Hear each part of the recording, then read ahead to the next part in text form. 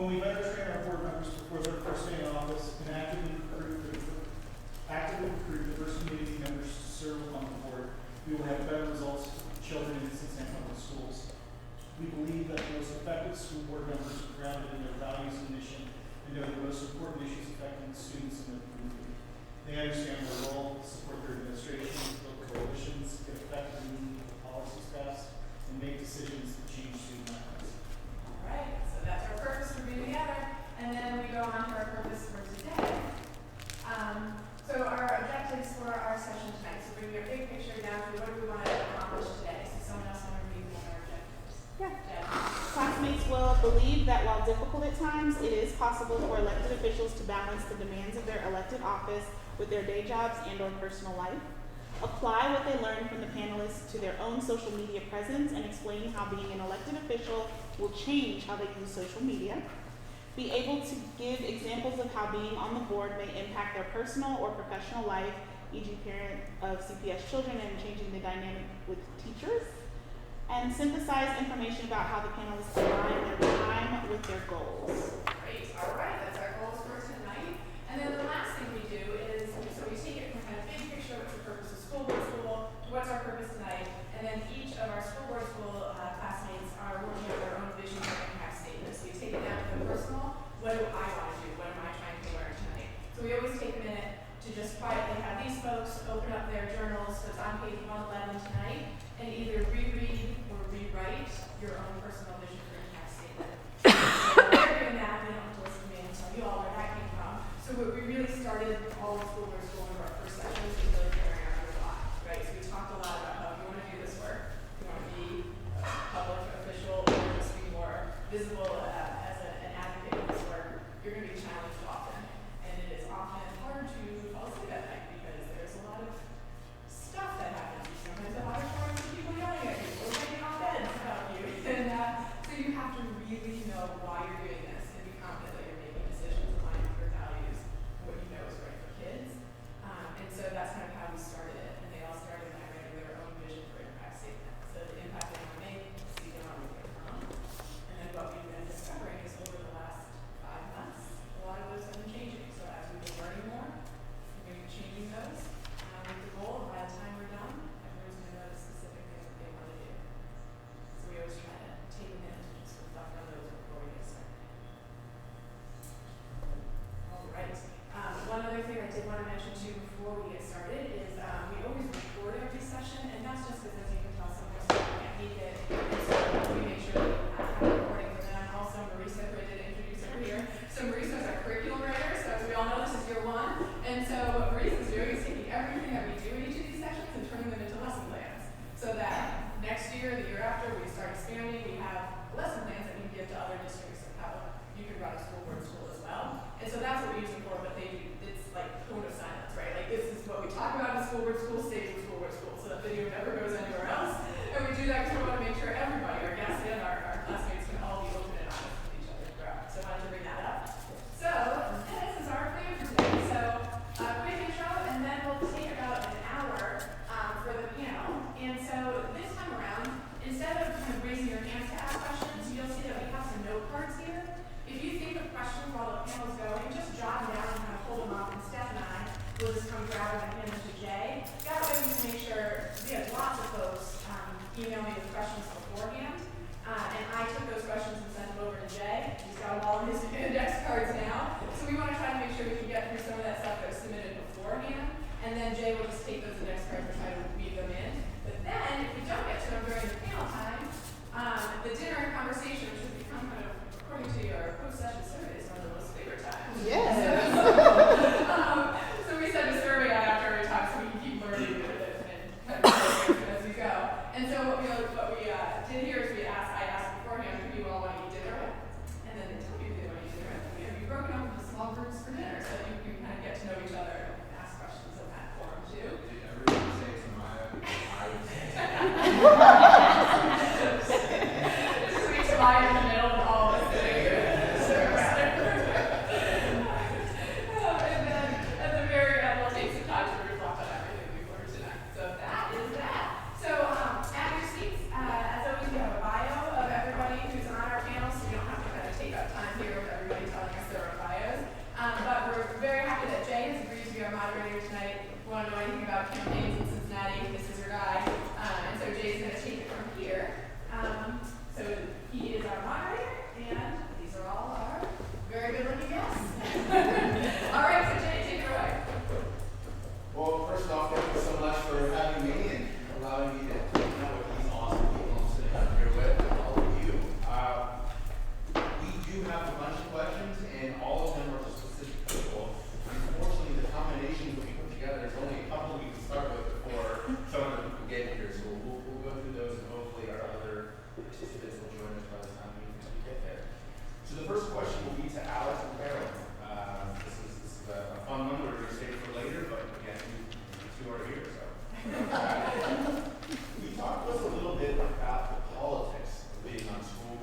How great a focus on the word.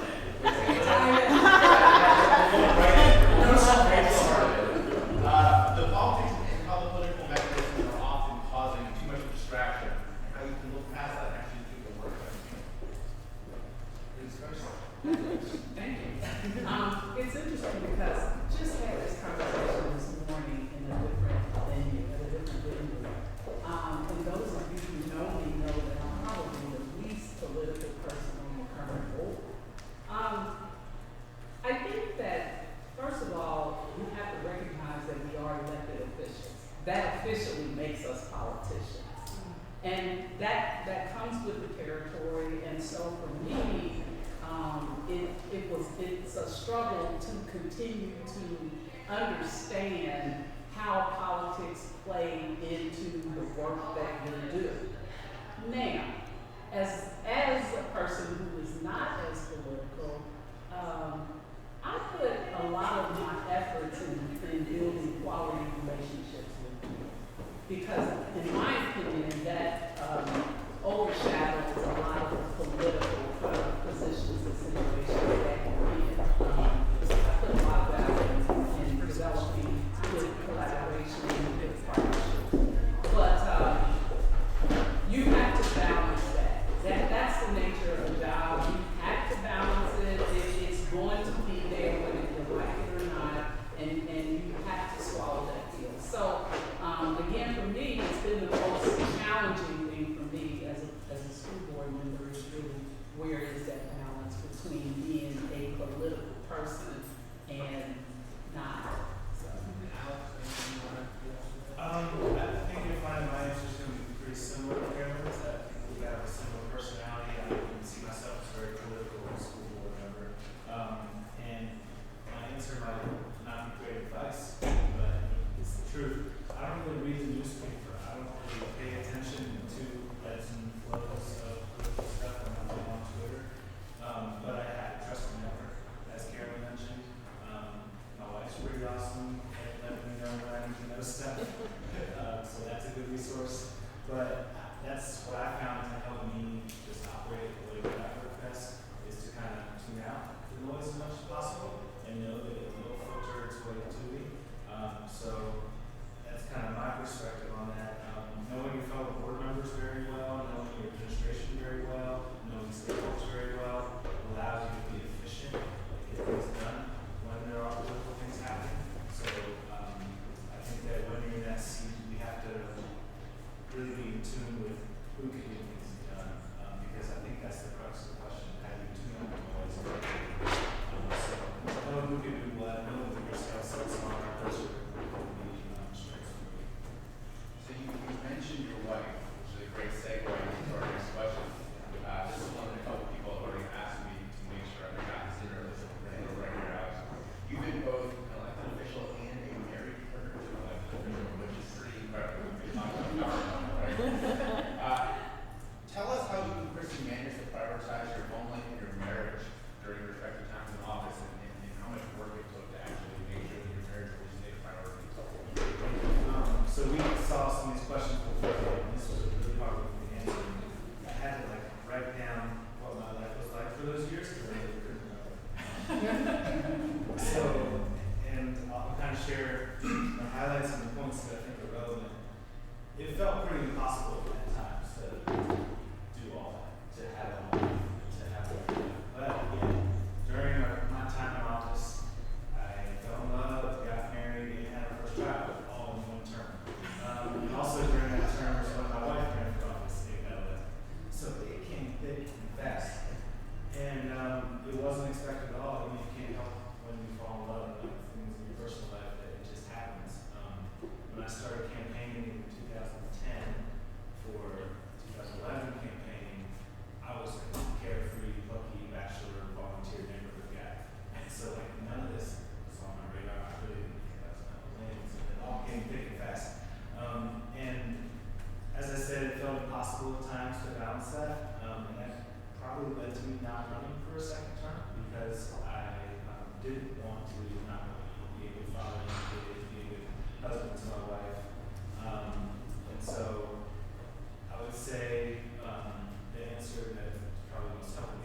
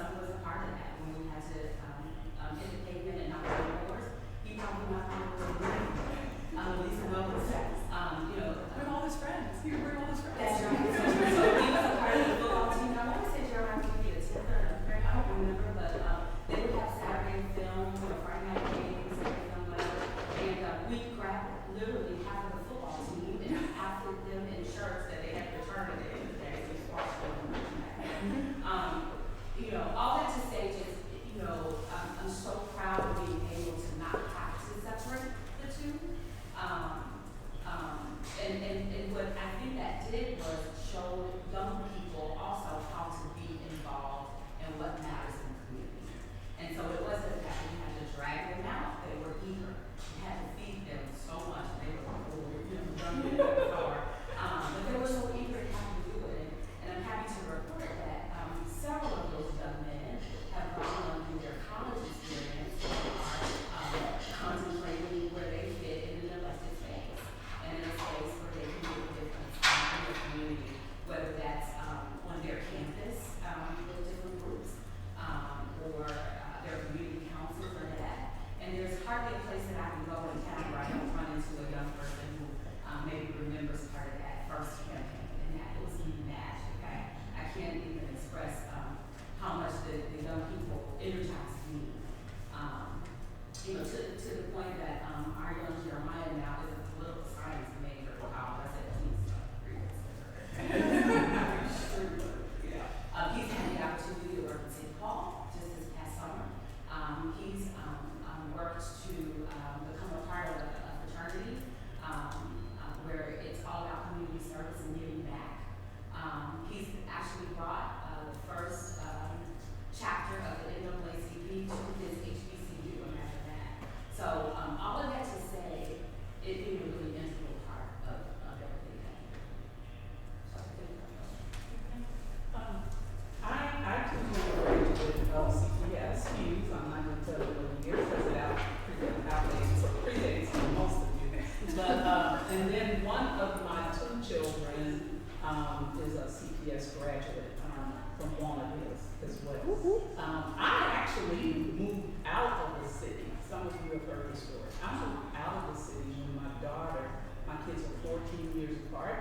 And when my daughter became school age, I moved out because she was denied access to the magnet. And I moved out, and so she graduated from the different school district. However, she is currently a teacher in the district. So I had personal investment there. I have my grandson, my oldest grandson, is a graduate of Hughes. He has two sons, great grandsons. One is a second grader at College of Fundamental, and the other one just started preschool.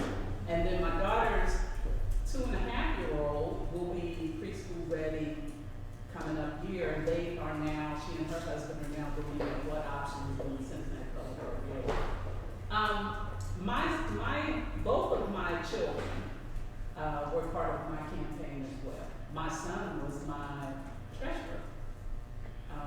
He has a degree in business management and marketing, and at the time when I ran, I guess if you could call it that, thank you, Alex. He helped me out a lot with that. I think it's important. They were with me as Ms. Erica. We're people.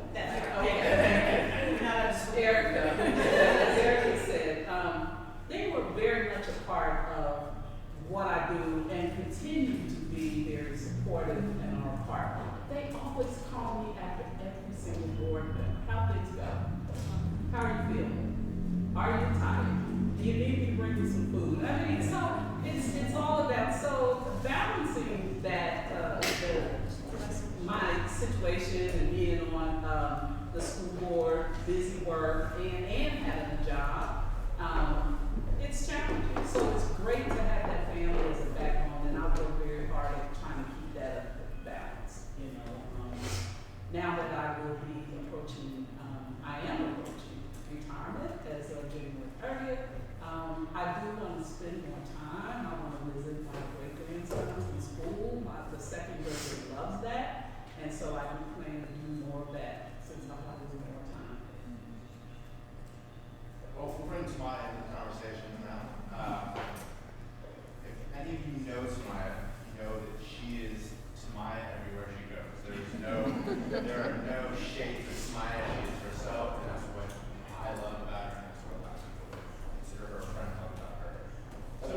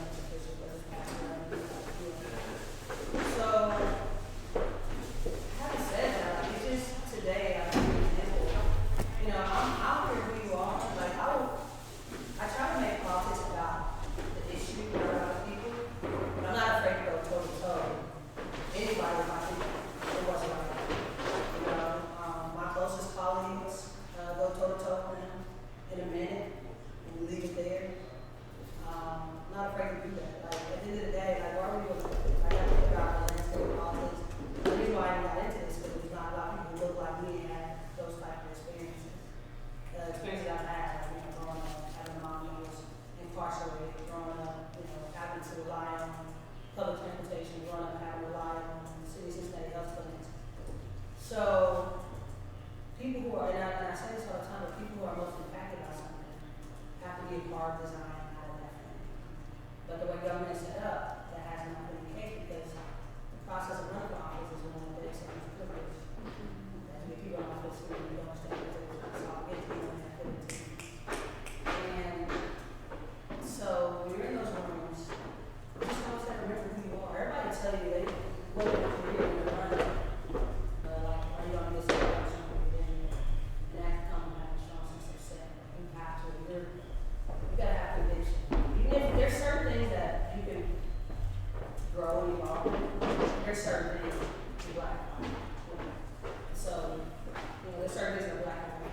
There's certain things that have to be more nuanced. But I come to this knowing that, I represent a certain set of people. I hope to represent everybody, but I'm keen on representing women, black women, women in general, people who are underserved, people who basically are nothing established. And so once you know that, that dictates how every single Very nice. Thank you, Mark. Alex, you were known as being a pretty reserved guy, you know. I love you so that pretty.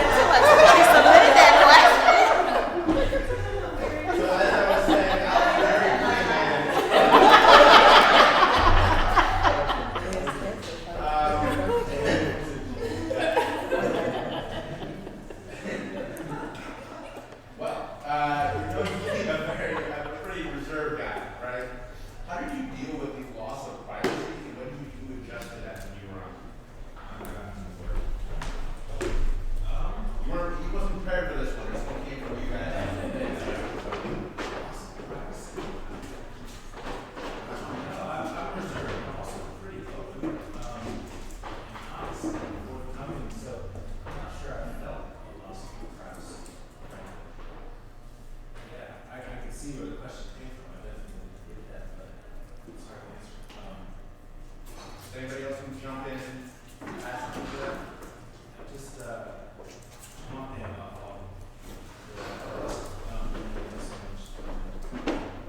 so if you're an elected official, there's probably opportunity to make interview with us. So I think that's the next question. I was interviewed very rarely. It's because I don't think I get good deadlines.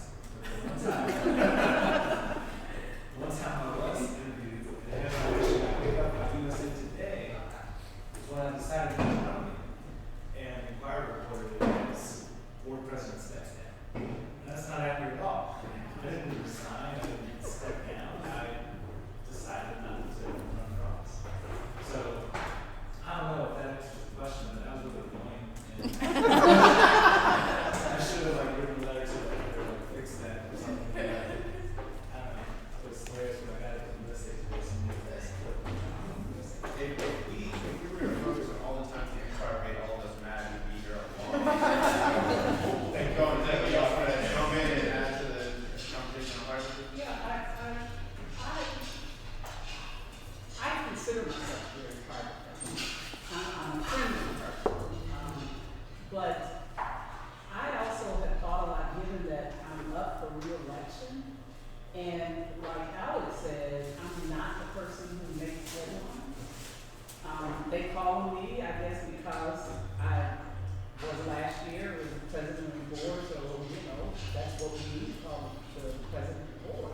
But I hate that public face in that way. But I also have been thinking about comments that people have made to me that says, and I'll just be honest about it. I've had a couple people say to me, you're going to have a hard time being re-elected because you're not visible. So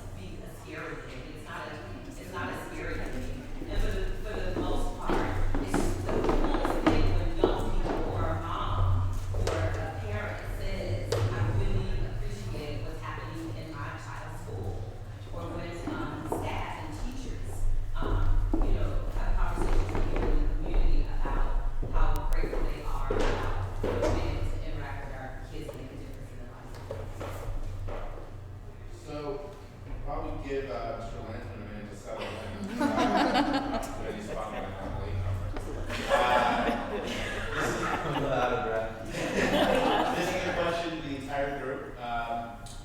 There are an endless amount of issues and awesome roles that you can focus on during your times in life.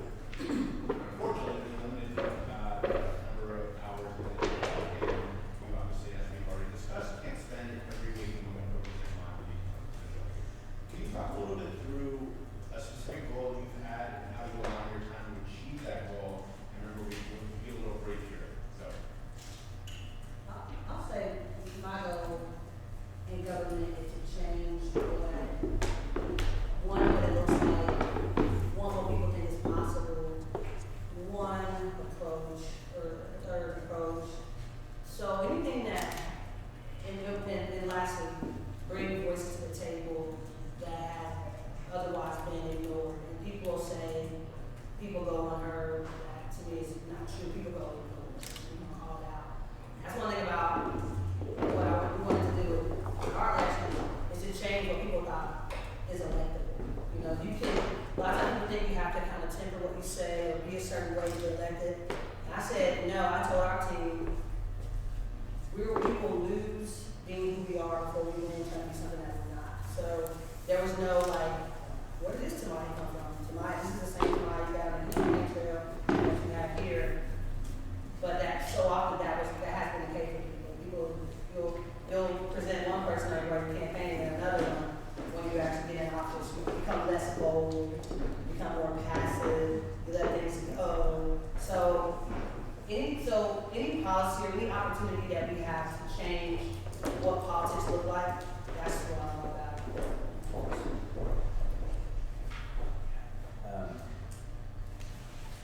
So I think it's fair to say that showing up on time is really important.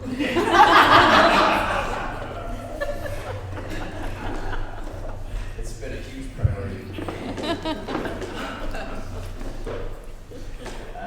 No, I'm sorry for being late. We started actually, the whole point running for council for me was around what the city should be doing to help improve the lives of children and families, particularly those who are marginalized. And we started to track our schedule in a way. It was essentially, was this meeting or how much of this meeting was spent talking about children and families versus all of the other things that we might get pulled into. And so when we started, it was really, so every meeting got coded a certain way, so in 15-minute increments, right? Because, so in any event, when we started, you get pulled in so many different directions that I think we were at 30 or 40% of the meetings were, generously committed to, or events were generously designated as being in line with our mission. And because we were tracking it, we wanted to have a goal of 90. So we started to turn down events or shorten meetings if it didn't, if we felt like we had to do it. I'll do it for 5 or 10 minutes, because it's part of the job. I don't want to neglect it, but it's not core to, the mission. And so we actually track every single meeting and code it, whether or not it's in line with the work that we're doing to try to improve the lives of children and families. And we've been at like 95% for the last couple of months. Jump in. We were calling the time in December, right before December 2014, when I put myself forward as a candidate for president of our school board. And I brought a small slip of paper with about 5 things that I thought we should get done last year, shared with the rest of the board members. I was fortunate enough to be elected president, and I kept those 5 things on my bulletin board. And I made sure we did it. Big things, huge things, like hire a new superintendent, or at least get that process started. Laura was hired after I was off the board, but when we figured that out, we were retiring and making strategy.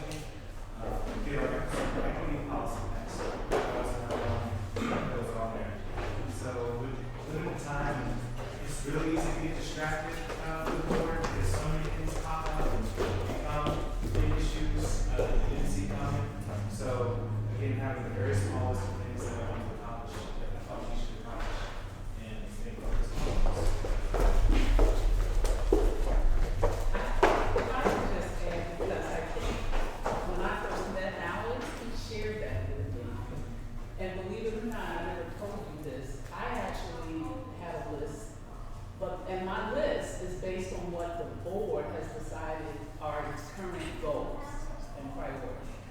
And I see as my job as the president as really pushing the agenda forward to achieve those priorities and goals. And I just learned something about myself today about what it feels like and how I need to deal with distractions.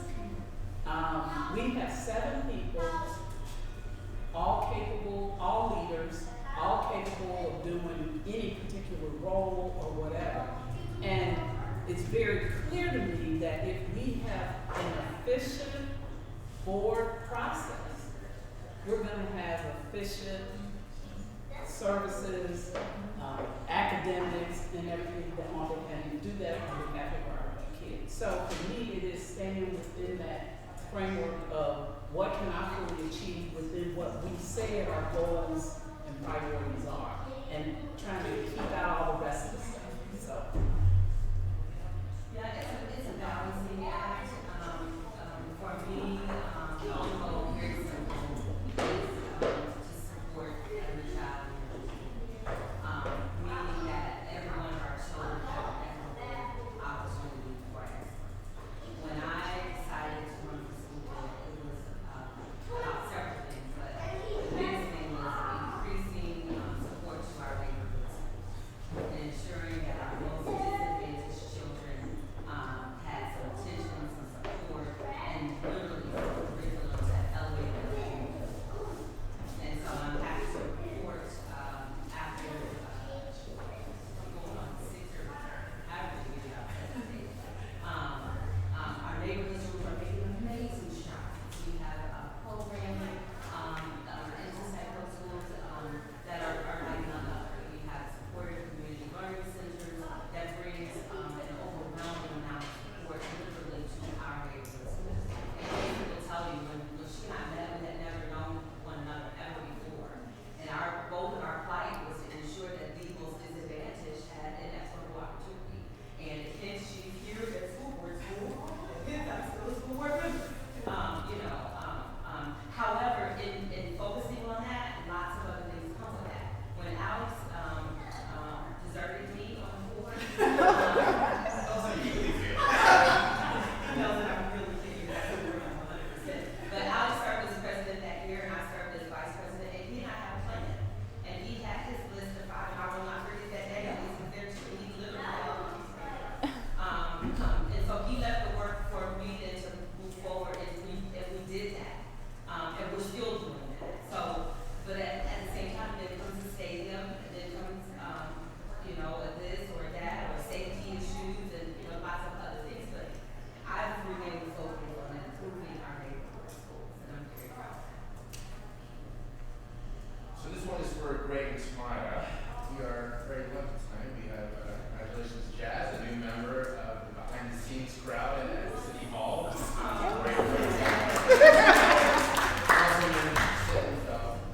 And a couple other people tonight actually told me offline that they think that their eventual goal is to work behind the scenes. Both of you actually started out work behind the scenes with some incredible elected officials before making the jump to being an elected official yourself. Talk a little bit about why you decided to make that jump to being an elected official, and a little bit as well about the impact that you had behind the scenes as opposed to being. That's a tough question.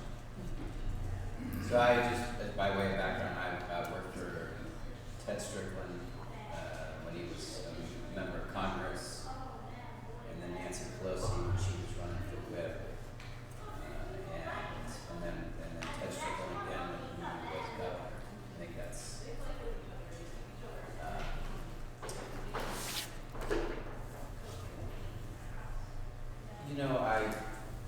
I always wanted to do public service. And I wanted to be an elected official. In part because I believe I can make a difference. I don't think you run unless you believe that you personally, we're all unique, right? So we can offer something unique, and I love the idea of being part of these collective decisions that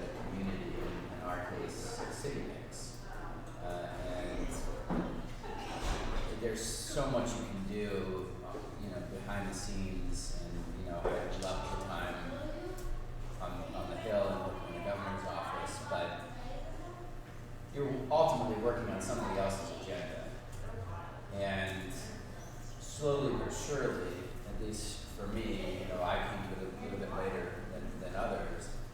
I got very clear about what my agenda would be, and that was why I decided to run. So, when I worked in PG's office, I started out in PG's office, I had different capacities. And, when I went to I left, I was chief of staff, then I left City Hall when he wanted to run for United States Senate. And I became his political director when the Senate came. So,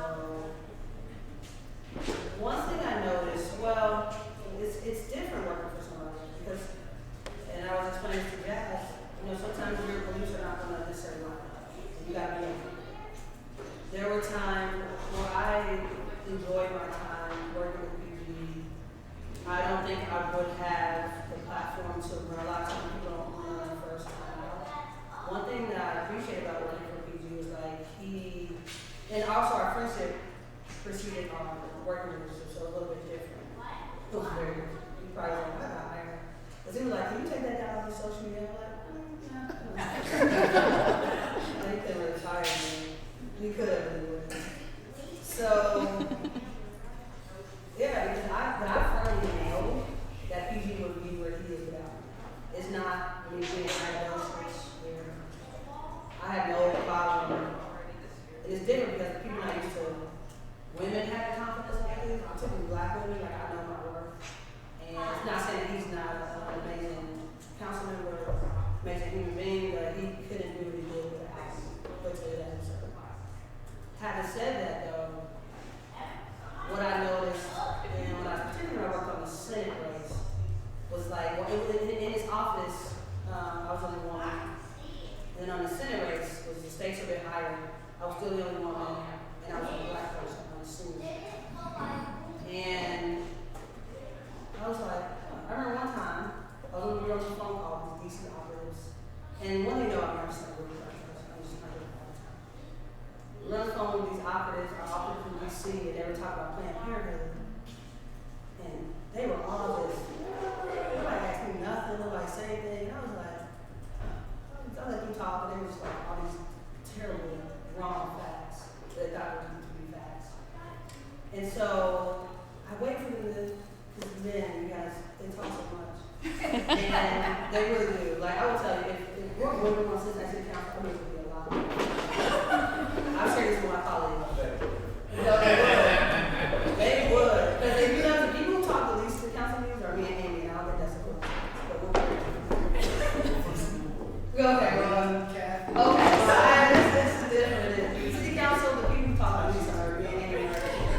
Anyway, so I noticed as I went further up the ladder, there were less and less people who looked like me. And so I went from saying, telling people why they should run, to really thinking about why I was uniquely positioned to run, because I started thinking about how things were getting addressed, and how things weren't getting addressed. And I started thinking about who votes a high percentage of the demographic in this country, the black women.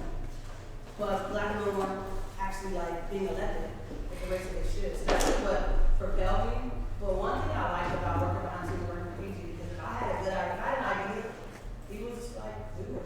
He didn't try to tell me it's a very different. It was very, and that's different granted than other offices in my life.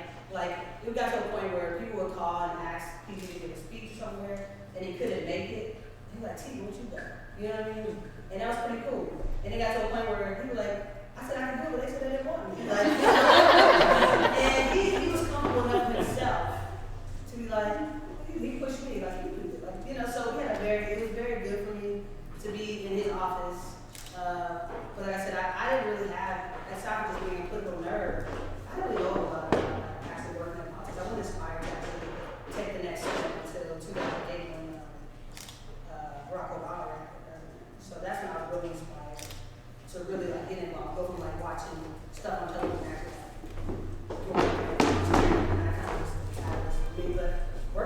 sings at City Hall. When I got there, my team was like, everybody was like, working from 2011 to 2015. And when I got there, my team was like, oh my God, like, everybody loves me. And they had the ease of like, you know, having the relationship with the maintenance people, with the clerk's office, and with all these people who people try to get in good with, you know what I mean? But I was there because one thing I like about working behind the scenes is like, I think Erica alluded to this earlier, relationships are everything. And, you know, one thing about I knew from having worked there is like, you hire a team, like the team I have is pretty amazing, and I know from working there how a team is supposed to look. And my team, my chief of staff, Tara Keeslin, who I don't know if you know Tara Keeslin, she's amazing. Like, she's my right hand. If I send Tara somewhere, Tara's not gonna treat anybody. She's gonna treat people just like I would treat them. Like I have confidence in Anthony Johnson, I don't know if you know Anthony Tall, Anthony gonna treat people like I treat them. Dominique Francisco, who I know her whole life. So I knew she's amazing. I knew how to build my team from having been amazing. And that's really, really important, is having a team. And Brother Kyle, everybody remember him? Brother Kyle. My team is like the best team that's in here. Sorry. We are down to the last couple questions here. This is a fun one. Deciding to run for office is a big deal, as we just heard. I mean, there's a lot you can do behind the scenes when you make that leap. I mean, it's a big deal. So for the entire group, tell us why. Why it made you finally take that. We heard that a little bit from Miles. Let me hear from you. I'll answer.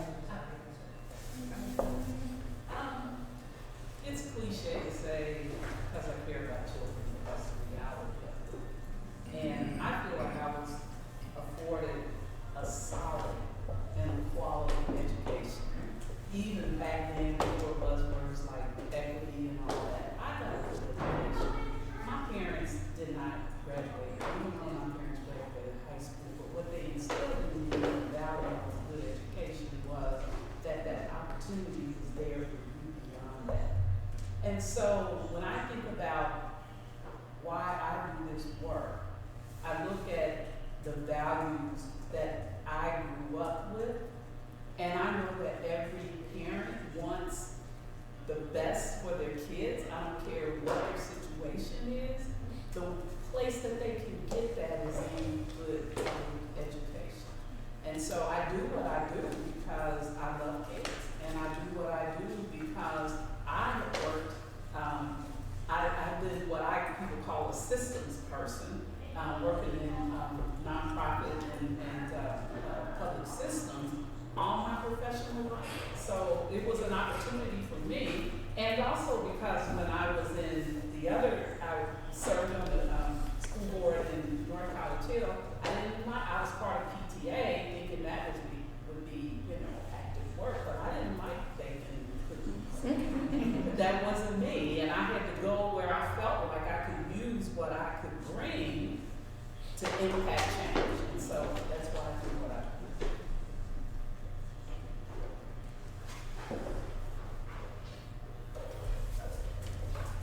So there are three things growing up that, from an early age I thought I'd like to do public service and to focus on young people, particularly those young people who haven't had it as well as I had or others have.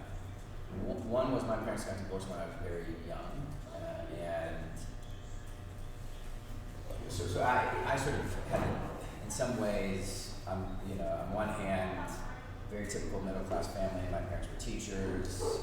We didn't have a lot, but we didn't want for much either. So, there was stability, and I knew what, having, real structure and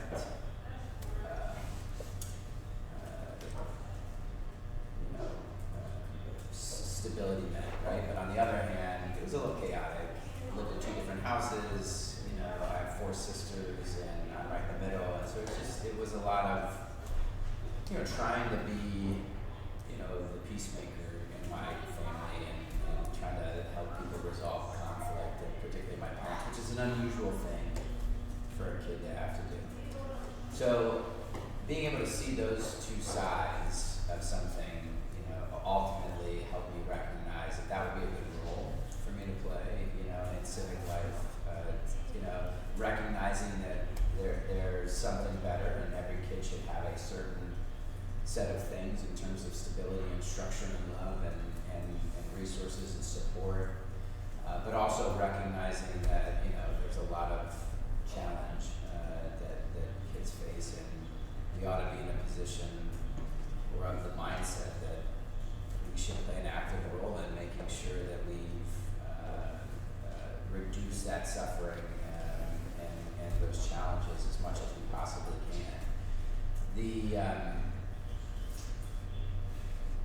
The other thing was, it's so strange to explain, but it's really important. My stepfather, when my parents got remarried, both of them got remarried, and my mom married an anthropologist, and we would spend a good chunk of each year on a different reservation, and Native American reservation. And so as a very young kid,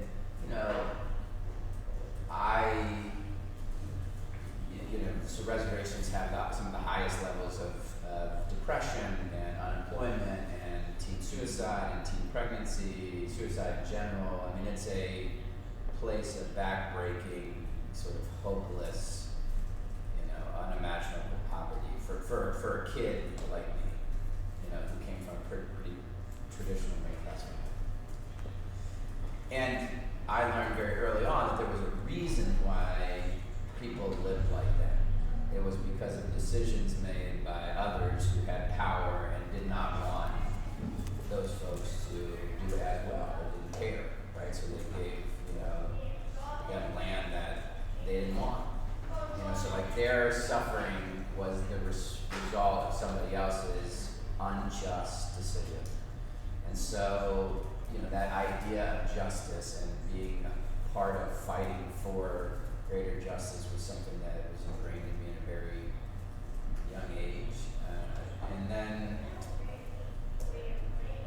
you know, I was thinking about coming back to Cincinnati right around 2001, and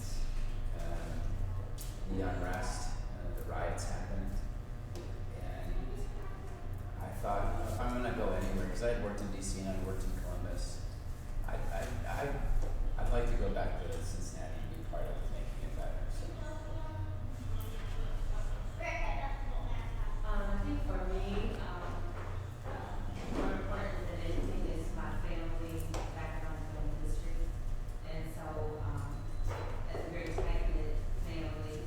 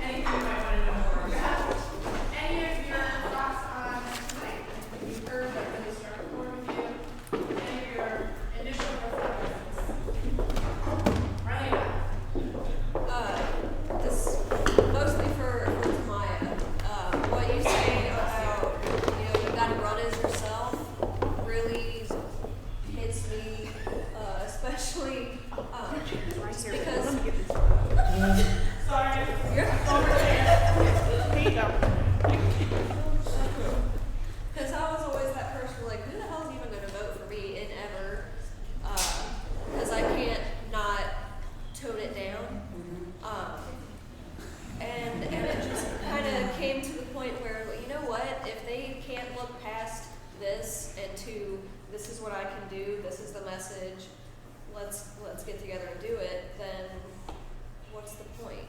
You know, one of the most significant, like, so, I'm kind of dressed up for y'all today. My uniform, I wear home jeans, and a hoodie, or, you know, sweater, button down. And one of the most powerful moments for me was like the day after the election. I went to Cafe de Sales when I had on my uniform, my hoodie, and my North Face, and some things. A kid came up to me for some reason, kid was like, "Hey, you just win city council," and I was like, "Yeah, like, got any questions?" He was like, "No, you're just like me," and I was like, pretty dope, you know what I mean? So, or someone came to me and said, "I was expecting Hillary Clinton, but you look like you." So, you know, like that was like pantsuit nation, and I still have to wear like suits sometimes, but like the whole thing is like that's why I have the confidence to be able to like, you know, be who I am in these rooms. It's really important. My identity matters, representation matters. And people, one of the things that separate people subconsciously or consciously from government is they don't see themselves, you know. And so my goal is always try to get people to see themselves either racially, culturally, any sort of like, you know, in the identity, like, you know, able to see themselves. So that's really important, you know, if you can be authentic and bring your authentic self into the room. I'm always nice. I'm always like, I always try to look to build bridges, but be who you are. Yeah, Tim. A lot of people know my story about like why I chose to come back to Cincinnati, and it's because Cincinnati's changing, right? In some ways that are dramatically different than the city I said I would never move to. And I think we're at a really interesting moment. The city's growing, it's slow growth, but it's growing, and there are people that are moving here in particular. Most of my new neighbors from the coast, you know, good quality of living, you know, progressive enough city for a lot of them. And so how do you feel like that's changing the political landscape of something like school boards when you have an influx of people coming in from a lot of different places? It's not like, you know, I told myself, like, this isn't for me because I didn't go to high school here, and you gotta have this long history in Cincinnati to actually have any relevance here. But I've also heard, like, no, people are looking for fresh ideas, innovation. What are your thoughts about that? Some people are. Some people aren't. Right. So be careful. There's a lot of people who don't like progress, and they're powerful. So I'm happy to hear you say that, because I feel like Cincinnati got grew up in that no one would say, no, you know, the rest of the people moving from because that's allowed.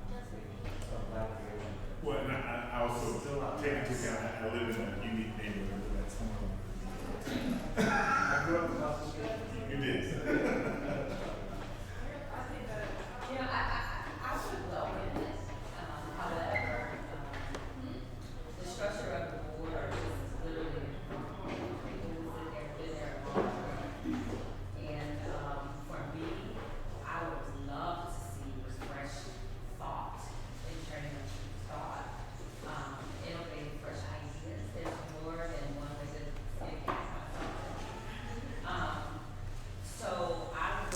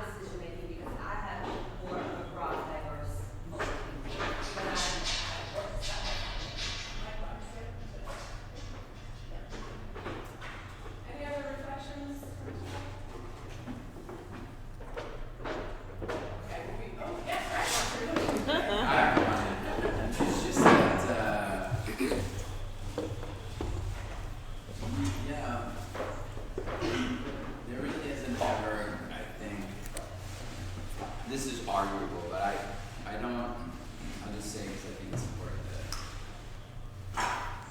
people that keep thinking about it, is that I don't think it's ever like the right time to run. And you know, if you believe in it and you believe in yourself, which you should, then you should run.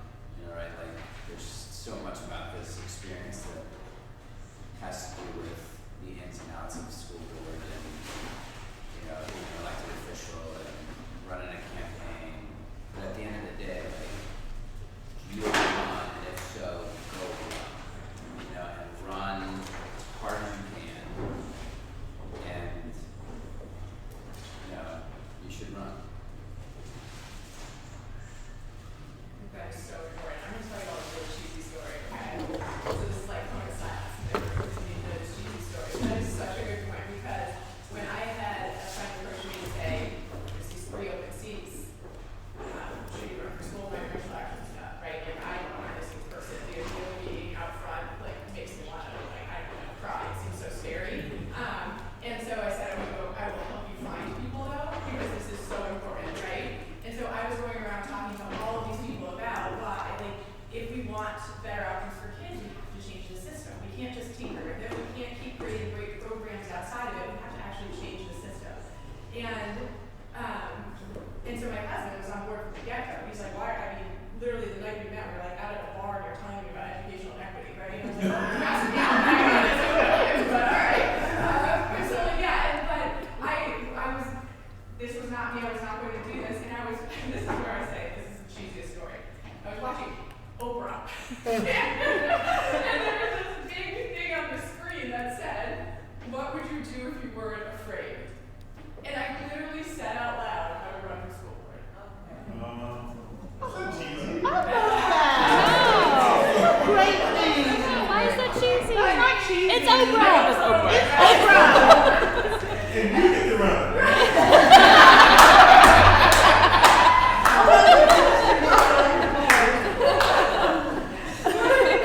There's never going to be the right time, right? Like I had twins who were 4 years old, worked a full-time job. I was like, you can wait forever for the right time. But the bottom line is, like Greg said, if you want to do this, do it. Run. So thank you all for being here. As these folks are figuring out what they're going to do next, we have a couple of logistics to cover. So we're going to do this real quick. And then we'll head out. So the next thing we have coming up, y'all know we have this impact fair. So these folks are all trying to figure out how they're going to make their impact. What's the specific thing they want to do? So make sure you're on time for this one because, you know, the first hour is just for you all. And we're calling it speed dating, right? It's like you sitting one-on-one with our guests. Erica's organization will be there. Jay will be back, right? So you're going to sit down one-on-one with folks and really get to hear about what their organization does, how your skills, experiences might match up with that organization. So check out your schedule again. So you know who you're meeting with. I sent it out. I'll send it out again tonight so you know what questions you want to ask of that organization. The second hour, remember, is open to the public. So please, I know lots of you have been spreading the word, but spread the word so we get as many people in here as possible. And if everybody can try to bring one person in, that would be great. After that, our next session is our last real session together. A friend of mine who I worked with for a long time at Teach for America, Kelly Harris Parent, is flying in from North Carolina. She's a consultant now. She does this work on helping people really figure out what's that thing you want to do, and then how do we get there. So make sure you complete your 360 strength surveys. I sent that out in an email to you all. You're completing one for everybody in here. So the idea is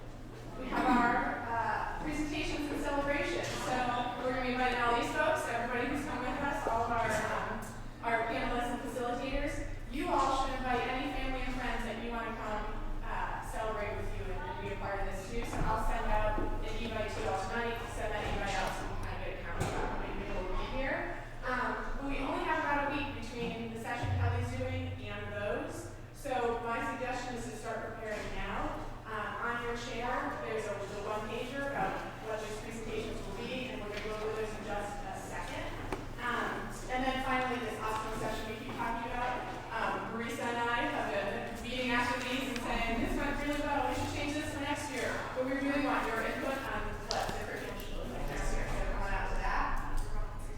This is your, the outline for your presentation, so you have this in hard copy, I'll send it out to you tonight. But, your presentation is on February 6th, it's really a time to just introduce yourself to the, kind of the community, introduce what you've learned, and explain how you're gonna use that, and just inspire us to get on board with you. The guidelines here, you have 5 minutes, up to 5 minutes, but not more than 5 minutes. So you don't have to use your whole 5 minutes, but just, we're not gonna go over, so we got 12 people we wanna hear from. You don't have to go. I'm disappointed that yours isn't hip-hop. I know, there you go. Yeah, so this is this point here, right? So, be creative. These should represent you, right? Like if you're somebody who wants to stand up here and do a PowerPoint because that's what feels right to you, do that. But be as creative as you want to be. Like Tamaya and Marlene were saying, right? Be you in every situation. So if the idea of presenting in front of a group is something that's really scary, make a video and we'll play your video for you. If you're a hip hop artist, that's what this could be. I keep thinking about how Chanda had that beautiful picture she brought for her life map. If that's how she wants to present her learning, that's what it would be. So, you know, make it you. So make sure it's engaging, follow the logical format, but make it you. And then the last thing is make sure you practice. So do it for your family and friends, get some feedback, make sure it's in those 5 minutes, and it all feels really good. And then the bottom here is just the things you'll set my way. And then, as always, we have a survey, so make sure you get that done by Friday. But